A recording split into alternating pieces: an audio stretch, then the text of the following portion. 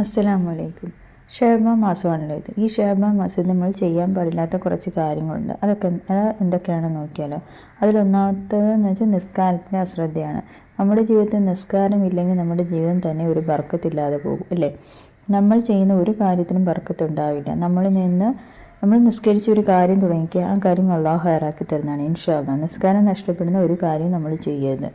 അതുപോലെ തന്നെ ഷഅബാൻ മാസത്തിൽ അനാദരവ് ഉണ്ടാകരുത്. അനാദരവോടെ സംസാരിക്കുകയോ പ്രവർത്തിക്കുകയോ ഒരിക്കലും നിങ്ങൾ ചെയ്യരുത്. ഈ മാസത്തിൽ സൽക്കർമ്മങ്ങൾ അധികരിപ്പിക്കുക, നമ്മുടെ ജീവിതത്തിൽ ഗുണം ചെയ്യത്തേ ഉള്ളൂ.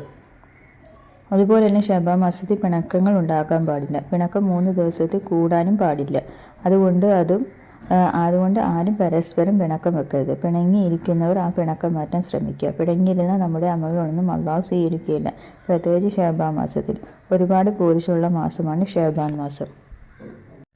ഈ പറഞ്ഞ കാര്യങ്ങളൊക്കെ ചെയ്യാതിരിക്കാൻ ശ്രമിക്കുന്നു. അള്ളാഹു അനുഗ്രഹിക്കട്ടെ. ആമീൻ. അസ്സലാമു അലൈക്കും.